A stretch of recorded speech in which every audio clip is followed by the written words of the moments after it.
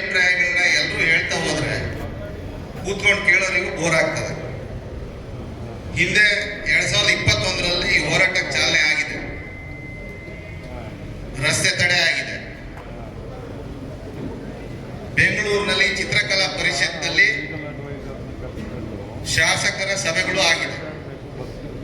ಮುಂದೆ ಆಗ್ಬೇಕಾಗಿರ್ತಕ್ಕಂಥದ್ದು ಏನೋ ಅನ್ನೋದ್ರ ಬಗ್ಗೆ ಹೆಚ್ಚಿನ ಗಮನವನ್ನು ನಾವೆಲ್ಲ ಕೊಡಬೇಕಾಗಿದೆ.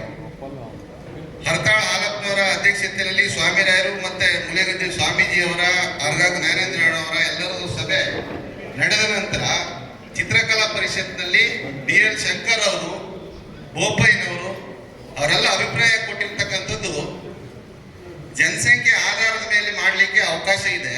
ಆದರೆ ಪಶ್ಚಿಮ ಘಟ್ಟಗಳನ್ನ ಜನಸಂಖ್ಯೆ ಆಧಾರದಿಂದ ಹೊರತುಪಡಿಸಿ ಇಲ್ಲಿಗೆ ಜನಪ್ರತಿನಿಧಿಗಳ ಸಂಖ್ಯೆಗಳನ್ನ ನಿಗದಿಪಡಿಸ್ತಕ್ಕಂಥ ಕಾನೂನನ್ನ ಕೇಂದ್ರ ಸರ್ಕಾರದಲ್ಲಿ ತಂದು ಅದು ಚುನಾವಣಾ ಆಯೋಗದ ಮುಖಾಂತರ ಇಂಪ್ಲಿಮೆಂಟೇಷನ್ ಮಾಡಲಿಕ್ಕೆ ನಾವೆಲ್ಲರೂ ಹೋರಾಟ ಮಾಡಬೇಕು ಅಂತಕ್ಕಂಥ ಅಭಿಪ್ರಾಯವನ್ನು ಕೊಟ್ಟಿದ್ದು. ಆ ಸಂದರ್ಭ ಯಾವಾಗ ಆಗ್ಬೇಕಂದ್ರೆ ಅದು ಡಿಲಿಮಿಟೇಷನ್ ನಡೀತಕ್ಕಂಥ ಪೂರ್ವದಲ್ಲಿ ಆಗ್ಬೇಕು. ನಾವು ಹೋರಾಟ ಮಾಡಿರ್ತಕ್ಕಂಥದ್ದು 2021ರಲ್ಲಿ. ಆ ಡಿಲಿಮಿಟೇಷನ್ ಸಂದರ್ಭ ಅತಿ ಹತ್ತಿರ ಇರಲಿಲ್ಲ.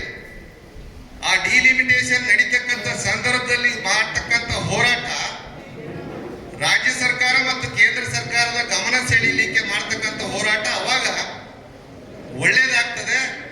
ಈಗಲೇ ಮಾಡಿದ್ರೆ ನಾವು ಇದು ಟೂ ಅರ್ಲಿ ಅಂತ ಹೇಳಿ ಅವತ್ತಿನ ಒಂದು ತೀರ್ಮಾನವನ್ನ ಮಾಡ್ಕೊಂಡು 2026-27ರ ಹಂತದಲ್ಲಿ ಈ ಸಾರ್ವತ್ರಿಕ ಹೋರಾಟಗಳನ್ನ ಮಾಡೋಣ, ಕಾನೂನು ರೀತಿಯಲ್ಲಿ ಏನಾಗಬೇಕು ಅಂತಕ್ಕಂಥದ್ದನ್ನ ಅವತ್ತು ಪೊನ್ನಣ್ಣ ಅವರಿಗೆ ಮತ್ತೆ ಹರೀಶ್ ಸಾಳ್ವೆ ಅಂತ ಹೇಳಿ ಎಲ್ಲ ಸುಪ್ರೀಂ ಕೋರ್ಟ್ನ ವಕೀಲರಿಗೆ ಮಾತಾಡಿ ಅವತ್ತು ನಿರ್ಧಾರವನ್ನ ಕೈಗೊಂಡಿರ್ತಕ್ಕಂಥದ್ದು.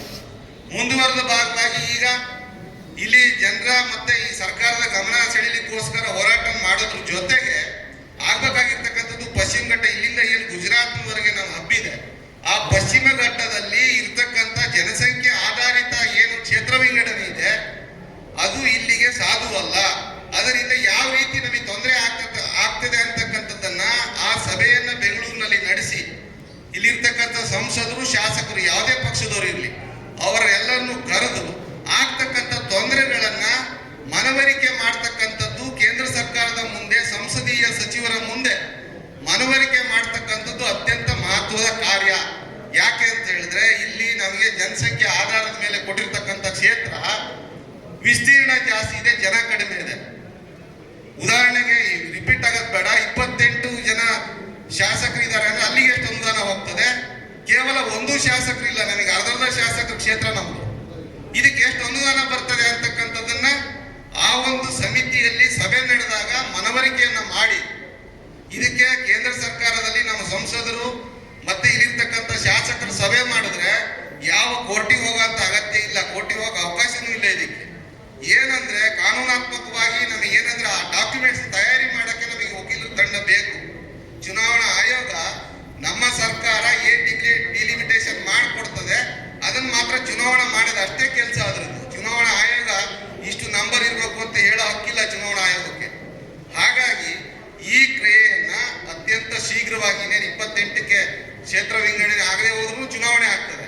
ಆ ಆಗ್ತದ ಇದ್ದ ಆಗ್ತಕ್ಕಂಥದ್ದನ್ನ ಕೇಂದ್ರ ಚುನಾವಣಾ ಆಯೋಗದ ಮುಖಾಂತರದ ಸಂಸದೀಯ ಏನು ಸಚಿವರಿದ್ದಾರೆ ಕೇಂದ್ರದ ಕಿರಣ್ ರಿಜಿಜು ಅವರನ್ನ ಸಂಪರ್ಕ ಮಾಡಿ ಡಿಲಿಮಿಟೇಷನ್ ಇದೆ ಅಂತ ಹೇಳಿದ್ರೆ ತಕ್ಷಣ ನಮ್ಮ ಎಲ್ಲ ಈ ಭಾಗದ ಪಶ್ಚಿಮ ಘಟ್ಟದ ಶಾಸಕರ ಸಭೆಗಳನ್ನು ಕರೆದು, ಸಂಸದರ ಸಭೆಗಳನ್ನು ಕರೆದು ಒಟ್ಟಿಗೆ ಒಮ್ಮೆ ಬೆಂಗಳೂರಲ್ಲಿ ದೊಡ್ಡ ಮಟ್ಟದ ಸಭೆಯನ್ನು ಮಾಡಿ ಈ ಹೋರಾಟದಲ್ಲಿ ಪಶ್ಚಿಮ ಘಟ್ಟದಲ್ಲಿ ಬರ್ತಕ್ಕಂಥ ರಾಜ್ಯಗಳ ಸಂಸದರನ್ನು ಇದರೊಳಗಡೆ ಸೇರಿಸ್ಕೊಂಡು ಈ ದೇಶ ಮಟ್ಟದಲ್ಲಿ ಆಗ್ತಕ್ಕಂಥ ಒಂದು ಕಾನೂನು ಬದಲಾವಣೆ ಅಷ್ಟು ಸುಲಭಕ್ಕೆ ಆಗ್ತಕ್ಕಂಥದ್ದಲ್ಲ.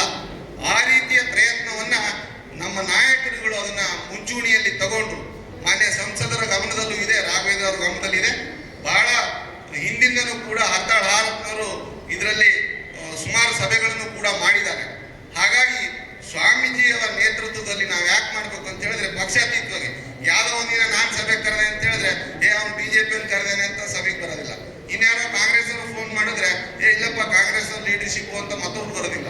ಹಂಗಾಗಿ ಗುರುಗಳ ನೇತೃತ್ವದಲ್ಲಿ ಹೋದ್ರೆ ನಾವೆಲ್ಲರೂ ಒಟ್ಟಾಗಿ ಹೋರಾಟ ಮಾಡ್ಬೋದು ಅಂತಕ್ಕಂಥದ್ದು ಅಭಿಪ್ರಾಯ. ಈಗ ಒಂದು ಹೋರಾಟವನ್ನ ಪಾದಯಾತ್ರೆ ಮಾಡ್ತಕ್ಕಂಥದಕ್ಕೆ ನಮ್ಮೆಲ್ಲರೂ ಸಹಕಾರ ಇದೆ. ಅದನ್ನು ಜೊತೆಗೆ ಮಾಡೋಣ. ಬರೀ ಪಾದಯಾತ್ರೆಯಿಂದ ಈ ಹೋರಾಟದಿಂದ ಇಂದು ಆಗೋದಿಲ್ಲ ಅಂತಕ್ಕಂಥದ್ದು ನನ್ನ ಅಭಿಪ್ರಾಯ.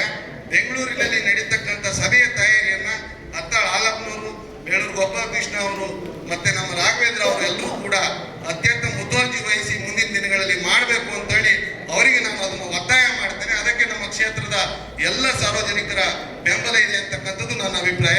ಅವಕಾಶಕ್ಕಾಗಿ ವಂದಿಸ್ತೀನಿ. ಧನ್ಯವಾದಗಳು ಸರ್.